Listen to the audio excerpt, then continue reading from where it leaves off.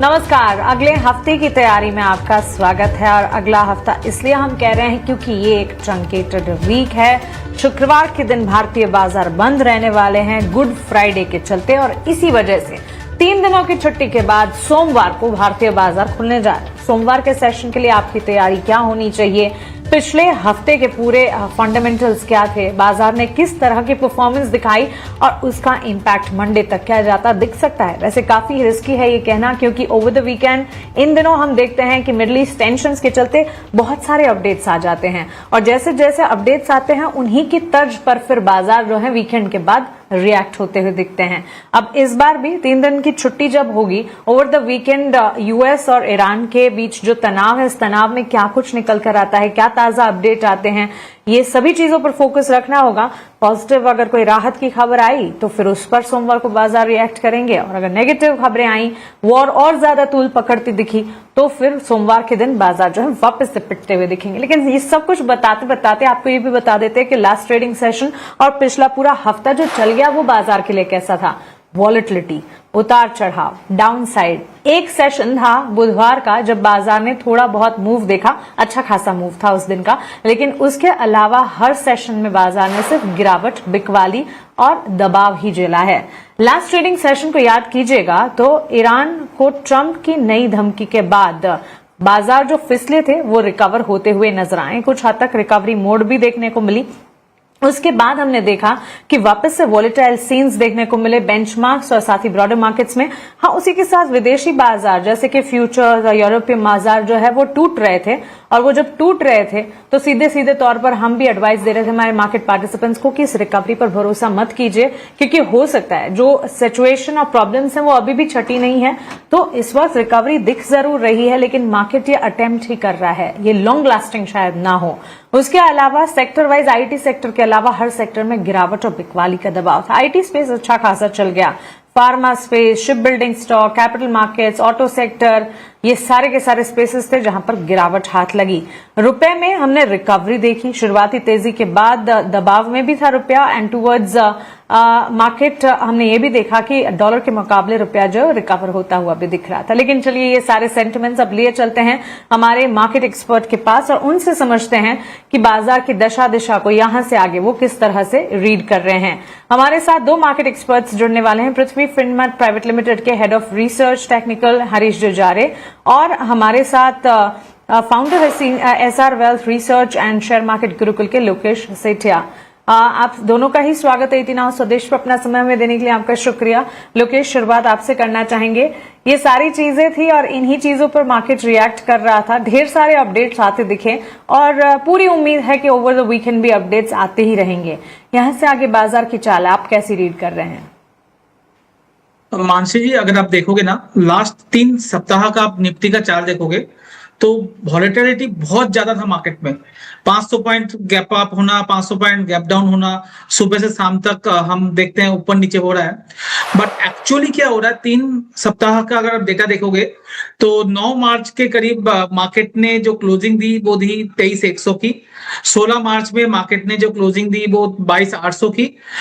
उसके बाद अभी आज जो क्लोजिंग हुई है आप देखोगे तो 22,700 की। तो मोटा मोटा 3 सप्ताह में मार्केट ने सिर्फ 400 पॉइंट घुमाया है, 400 पॉइंट तोड़ा है नीचे की तरफ। बट ऊपर नीचे हमने इतना कुछ देख लिया है तो हम नेगेटिविटी लेके चल रहे हैं। तो मेरा मानना है अब धीरे धीरे मार्केट यहाँ पर बॉटम आउट कर रहा है। अब मैं ये अर्ली साइन की बात कर रहा हूँ, अभी मैं कंफर्मेशन नहीं है बट मुझे लगता है ये अर्ली साइन है। जहां 3 सप्ताह 4 सप्ताह हो गए मार्केट अब टूटने की ज्यादा कोशिश नहीं कर रहा है, वहां पर रुकने की कोशिश कर रहा है। ये नीचे जा रहा है, वापिस बाउंस बैक होकर ऊपर आ रहा है। तो ये जो 22,200 का जो लेवल है, जब तक क्लोजिंग बेसिस पे उसके नीचे ट्रेड करना स्टार्ट ना करे, मुझे लगता है मार्केट हो सकता है यहां से एक बाउंस बैक नेक्स्ट वीक हमें देखने को मिल सकता है पॉजिटिविटी के साथ। तो अभी के लिए 23,200 23,500 का टारगेट मैं लेके चल रहा हूं मार्केट में। नीचे की तरफ 22,500 22,400 एक बड़ा स्टॉप लॉस के काम करेगा।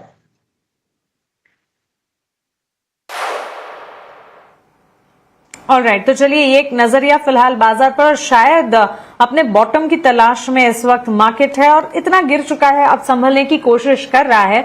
अगर ग्लोबल टेंशन थोड़ी कम भी हो जाती है तो बाजार चाहता तो है कि अपने आप को संभालें। देखते हैं आने वाला दिन और आने वाले समय बाजार के लिए किस तरह से पैन आउट होते दिखते हैं। लेकिन हरीश, आप बताइए, आप कैसे रीड कर रहे हैं? टेक्सचर ऑफ द मार्केट तो अब भी वीक है, लेकिन लोकेश जिस तरह से समझा रहे हैं, क्या यहां से अब कोई राहत की खबर आने पर बाजार एक तरफा तेजी की तरफ मुड़ सकता है या चैलेंजिंग ही है अभी भी समय? गुड इवनिंग मनजीत जी। बिल्कुल, देखिए अगर देखा जाए तो मार्केट में आज गैप डाउन ओपनिंग हुआ, लेकिन उसके बाद एक शानदार रिकवरी देखने मिला। इतना एंटिसिपेटेड भी नहीं था कि इतना रिकवरी देखने मिल सकता है, लेकिन सरप्राइजिंग था कि बहुत अच्छे रिकवरी देखने मिल रहा था मार्केट्स में।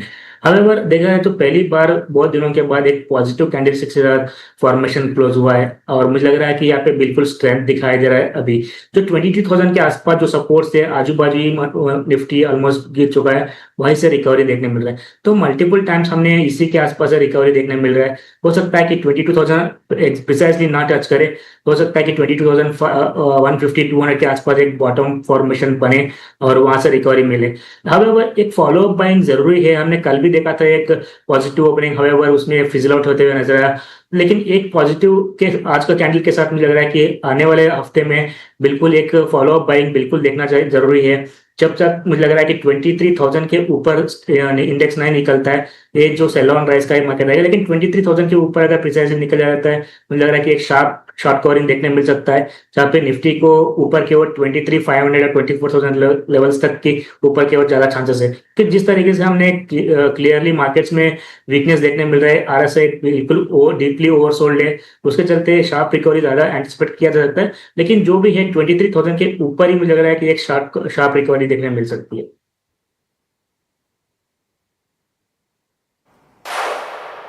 एब्सोल्युटली। तो चलिए, ये राय अब बाजार पर हम एक बार मिल चुकी है। अब कुछ थीम्स पर बात करते हैं। कच्चे तेल की चाल पर लोकेश जी, आपसे एक टेक हम जानना चाहेंगे। 107-108 डॉलर प्रति बैरल के लेवल्स हमने ब्रेंट क्रूड में देखे और पूरे हफ्ते की अगर बात करें, कच्चे तेल ने काफी हद तक वॉलेटाइल क्यूज दिखाए, डाउनसाइड भी नजर आई, ज्यादा अपसाइड ही देखने को मिली और उबाल जारी रहा।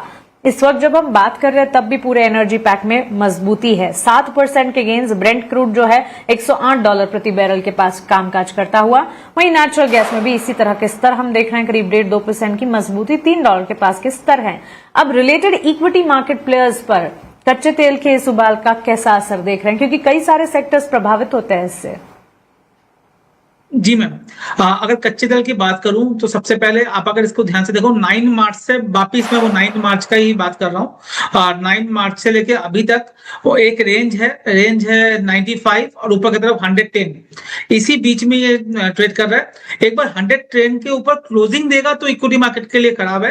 अदरवाइज अब मार्केट इसको पचा रहा है, इस लेवल को 105 106 के लेवल को अब मार्केट इसको पचा रहा है, नंबर 1। और इससे हो क्या रहा है, ओएनजीसी टाइप के जो शेयर्स हैं वो बहुत अच्छा प्रदर्शन दिखा रहा है। तब ओएनजीसी देखेंगे तो काफी अच्छा कर रहा है और नेगेटिव इंपैक्ट जो होगा वो आपको देखने को मिलेगा बीपीसीएल, एचपीसीएल, आईओसी के अंदर। और एक और अगर मैं थीम की बात करूं यहाँ पर ही जो उभर के आ सकता है आने वाले टाइम पे, वहां पर आप देखोगे जो कंपनीज चेन्नई पेट्रो टाइप की कंपनी, जो एमआरपीएल टाइप की कंपनी, यहाँ पर आप देखोगे कोई करेक्शन नहीं देखने को मिल रहा है और धीरे धीरे ये उभर के आ रहा है, क्योंकि यहाँ पर ड्रिलिंग का काम बहुत आने वाले टाइम पे इंडिया में बढ़ सकता है।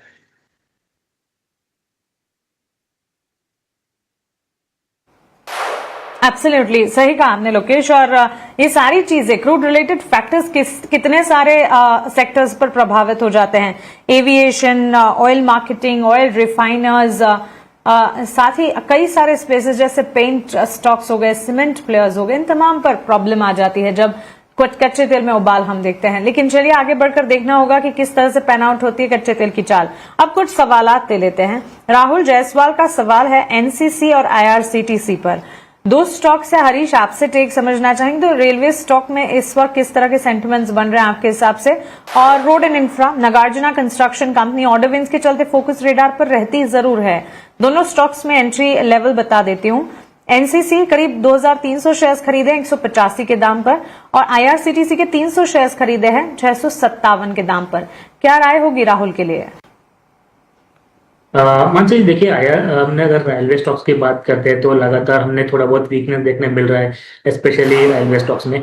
जो थीम चल रहा था 2023-24 में, वो कहीं ना कहीं स्टॉक में प्रॉफिट बुकिंग देखने मिल रहा है और लगातार एक डाउन ट्रेंड में है सारे रेलवे स्टॉक्स। अगर आईआरसीटीज की स्पेशली बात करते हैं तो देखिए मेजर सपोर्ट था 550। तो मुझे लग रहा है कि ये जो लेवल ऑलरेडी रिसेंटली तोड़ चुका है, उसके नीचे ट्रेड कर रहे हैं। मुझे लग रहा है कि इस लेवल मुझे लग रहा है कि ध्यान देना चाहिए। जब तक इसके ऊपर नहीं निकलता है, मुझे लग रहा है कि फ्रेश रैली थोड़ा मुश्किल है स्टॉक्स में।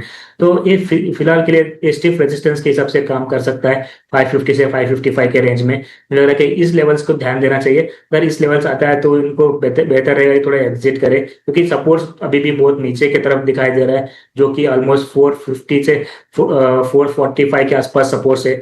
तो उसके चलते मुझे लग रहा है कि कोई रनअप आती है, रिलीफ रैली आती है 550 के आसपास, मुझे लग रहा है कि फिर एक कुछ टाइम के लिए इसमें एग्जिट करने की ज्यादा सोचने की राय रहेगी। और दूसरी स्टॉक है एनसीसी। अगर एनसीसी में भी देखा है तो लगातार हमें डाउन ट्रेंड देखने मिल रहा है, लेकिन स्टॉक में जिस तरीके से गिरावट देखने मिल रही है, ऑलमोस्ट एक मेजर सपोर्ट के आसपास मूव होते नजर आ रहा है, जहाँ पे 135 से 125 के बीच में एक स्ट्रॉन्ग सपोर्ट जोन से हो सकता है कि यहाँ से स्टॉक फिर से एक बार इसका रिवर्सल का मुंह देखने मिल सकता है।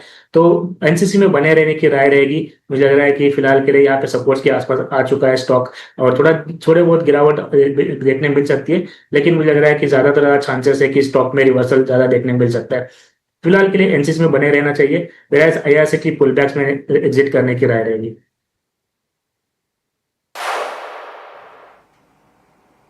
ऑलराइट, तो चलिए एनसीसी आईआरसीटीसी दोनों स्टॉक्स पे एक राय आपको मिल चुकी है।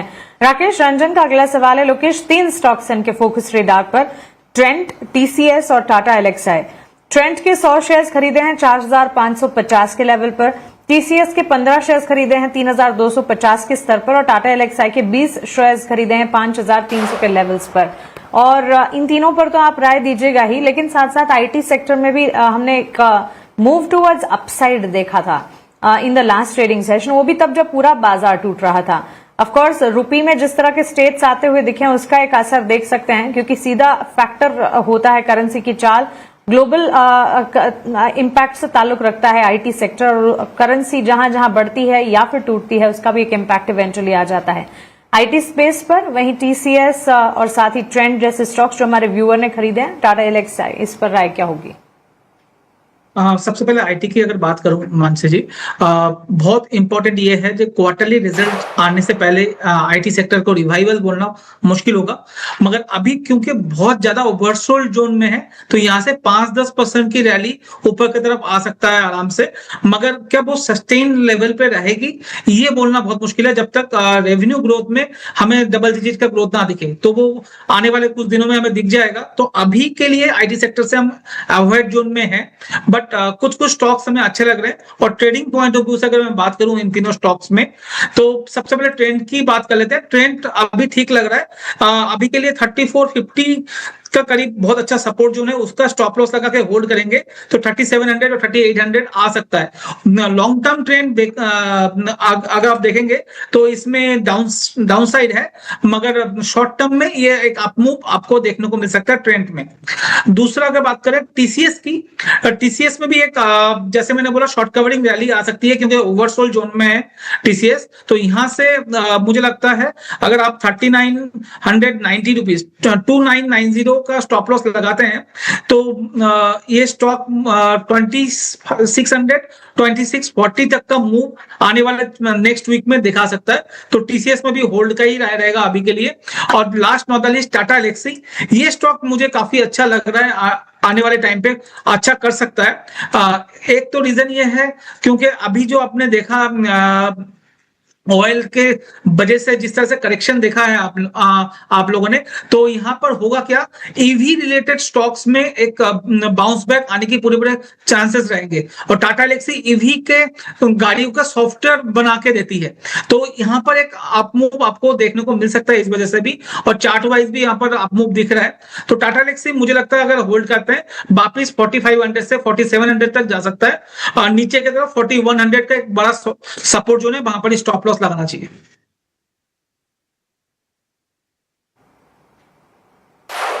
ऑलराइट, तो चलिए तीनों स्टॉक्स पर ओवरऑल स्पेस पर भी राय लोकेश जी ने अपनी बता दी है। सुरेश सूर्यवंशी का अगला सवाल है इंडियन ऑयल कॉर्पोरेशन लिमिटेड पर, IOCL। इन्होंने 81 रुपए के दाम पर 200 शेयर्स खरीदे हैं।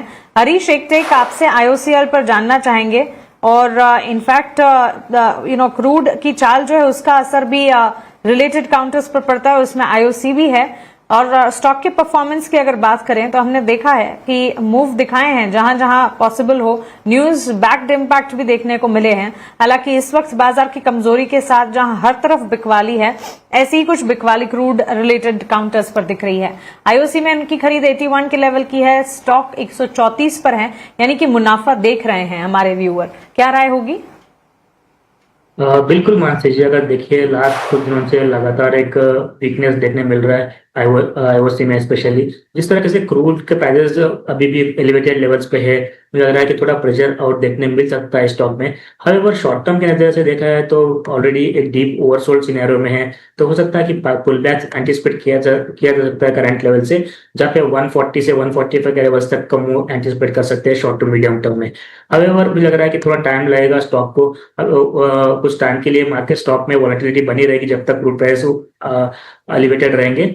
तो फिलहाल के लिए बने रहने की राय रहेगी, क्योंकि जिस तरीके से चार्ट स्ट्रक्चर है, लॉन्ग टर्म पे चार्ट स्ट्रक्चर पे एक पॉजिटिव ही है। इनका खरीदारी तो बिल्कुल 80 के आसपास है, तो प्रॉफिट अभी तक तो प्रॉफिट तो है, लेकिन बने रहने की राय रहेगी। मुझे लग रहा है कि 140 से 140 का level short term medium term में एक बाउंस बैक देखने मिल सकता है। लेकिन मुझे लग रहा है कि क्रूड के प्राइस ज्यादा दिन होल्ड ना कर पाएंगे, तो वहां पे इसमें एक फिर से रिकवरी आने के ज्यादा चांसेस है। तो बेहतर है कि थोड़ा होल्ड बने रहने चाहिए, सपोर्ट्स के आसपास है स्टॉक और डीपली ओवरसोल्ड है, करंट लेवल से बने रहने की राय रहेगी।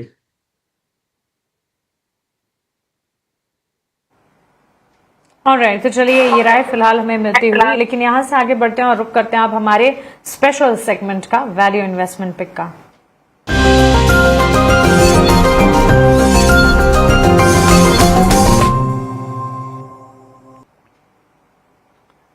लोकेश जी, शुरुआत आपसे करना चाहूंगी, बताएं आपके VIP शेयर क्या होंगे?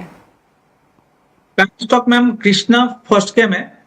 ये स्टॉक काफी अच्छा लग रहा है, आज चार्ट पे ब्रेकआउट है, सारे मूविंग एवरेज के ऊपर ये स्टॉक निकल चुका है। सारे means 21 days, 50 days, 100 day and 200 day moving average के ऊपर ये ट्रेड करना स्टार्ट कर चुका है और बहुत ही बेहतरीन चार्ट पैटर्न शो कर रहा है। तो हमारे हिसाब से ये स्टॉक 540 में आप खरीदिए और इसका जो टारगेट बैठ रहा है 600 एंड 640 मिनिमम हमें इसमें आते हुए दिख रहा है और 480 का स्टॉप लॉस जरूर मेंटेन कीजिएगा इसमें। और दूसरा स्टॉक FNO सेगमेंट से है नायका, ये भी बाय का ही कॉल है। 246 में बाय कीजिए, 240 का स्टॉप लॉस, 255 एंड 260 का कॉल। ये 2-3 दिन के लिए है नायका, एंड जो कृष्णा फास्फोरस है वो 30 दिन के पॉइंट ऑफ व्यू से मैंने कॉल दिया है।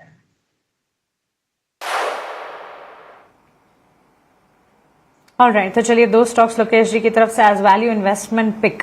अब हरीश जी आप बताएं आपकी तरफ से VIP कैटेगरी स्टॉक्स क्या होंगे? मानसी जी, मेरा पहला स्टॉक रहेगा HDFC बैंक। देखिए HDFC बैंक में हमें लगातार गिरावट देखने मिल रहा है, लेकिन इस हफ्ते का क्लोजिंग देखते हैं तो एक पॉजिटिव कैंडलस्टिक से साथ क्लोजिंग दिया हुआ है। मुझे लग रहा है कि यहाँ से एक छोटा सा रिकवरी बिल्कुल एंटिसिपेट कर सकते हैं। और हमने स्पेशली अगर नोटिस करने वाला चीज है कि RSI की बात करते हैं तो ऑलमोस्ट कोविड लो के नीचे ट्रेड कर रहा है RSI। तो मुझे कहीं ना कहीं एक क्लियरली यहाँ पे एक शॉर्ट कवरिंग रैली देखने मिल सकती है HDFC बैंक में। अगर मार्केट में कुछ भी थोड़ा भी अगर उछाल आता है तो मुझे लग रहा है HDFC बैंक थोड़ा ज्यादा और परफॉर्मेंस करते हुए नजर आ सकता है। तो करंट लेवल्स पे बाय करने की राय रहेगी या थोड़ा डिप्स में बाय कर सकते हैं HDFC बैंक को। और टारगेट्स मुझे लग रहा है कि 800 के लिए रख सकते हैं शॉर्ट टर्म के लिए, और स्टॉप लॉस मेंटेन करना है 720। मुझे लग रहा है कि 720 के पास स्ट्रॉन्ग सपोर्ट है HDFC बैंक के लिए। और दूसरा स्टॉक रहेगा टेक महिंद्रा का। हमने देखा है कि IT में थोड़ा बहुत मोमेंटम बिल्कुल है, लग रहा है कि शॉर्ट टर्म में IT में थोड़ा और अपसिट देखने मिल सकता है, तो उसमें से टेक महिंद्रा का बाइंग का रिकमेंडेशन रहेगा। तो टारगेट्स के लिए 1520 का टारगेट्स रहेंगे और 1380 का स्टॉप लॉस मेंटेन करना चाहिए टेक महिंद्रा में।